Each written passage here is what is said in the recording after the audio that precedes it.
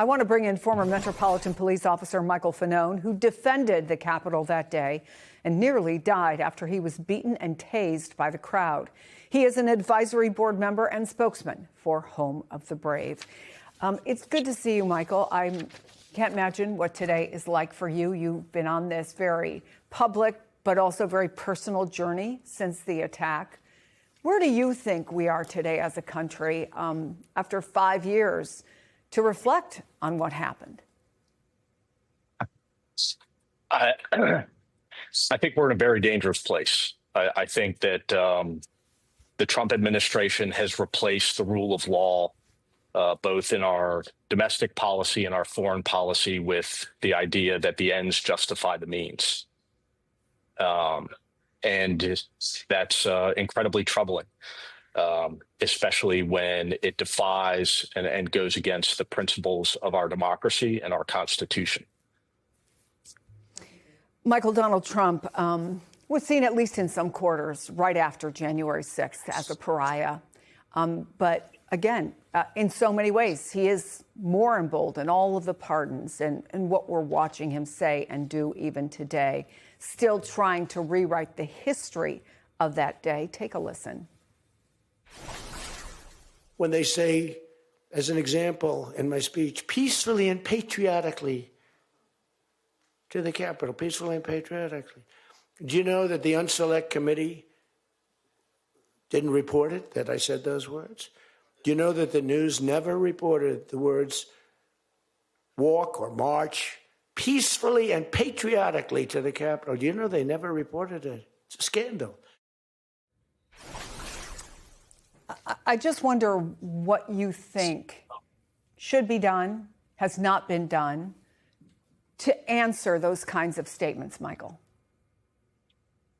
Well, I think, on this 5th anniversary, what every American, and really every day, not just today, but every day, every American should be reflecting on the sworn testimony of prosecutor Jack Smith, who, in case you missed it, since it was released over the New Year's holiday by the Republicans and the Department of Justice, Jack Smith, a career prosecutor, swore under oath that as the head of the January 6th, 2021 insurrection investigation, he determined with proof beyond a reasonable doubt that Donald Trump orchestrated, funded, and incited an insurrection at the Capitol in which he directed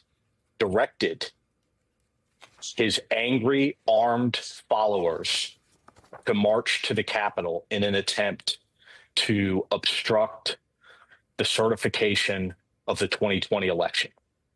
Donald Trump, the president of the United States, there is significant evidence to show that he committed insurrection. And in case anybody's wondering, acts of insurrection are treason against this country. Do you believe in your realistic mind that there will be what you see as justice? I don't believe in justice. I believe in accountability. I do not believe that there will be accountability for January 6th or for the crimes committed by Donald Trump and his administration, both previously back in 2020 and 2021 and today.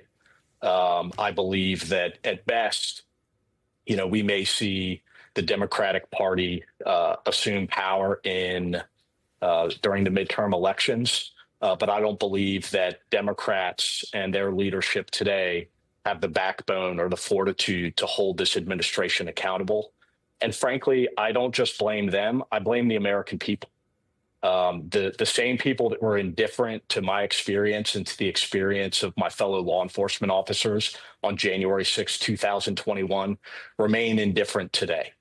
And it's that indifference that has allowed Donald Trump to assume power once again. And nothing in that regard has changed. The American people are indifferent, and too many are cowards. And I think it is worth pointing out that the claims that started all this, that the 2020 election was stolen, There's never been 1 ounce of proof, in fact, to the contrary of that. There are a few people, as I'm sure you know and have experienced, Michael, who do understand what happened is different than what they thought at the time. I want to go back to that former Trump supporter, once known as MAGA Granny, who's been trying to atone for her role in the riot. And she had this message for you and your fellow officers. Take a listen. I want the Capitol Police to know how truly grateful I am to them and how deeply sorry I am. I can't believe people are still disrespecting you and trying to lie about January the 6th. I will do everything I can to stop the lies about our brave officers.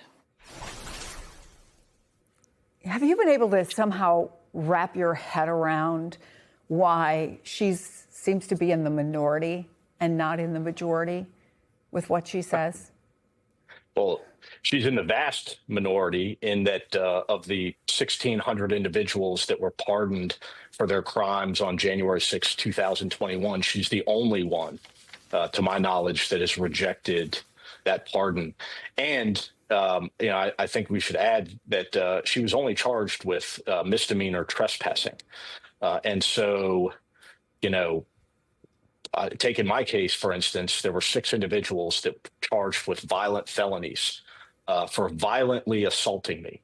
One individual, Daniel Rodriguez, who took a stun gun and drove it into my neck multiple times as I was restrained by, countless other violent protesters, being beaten almost to death. I suffered a heart attack and a traumatic brain injury.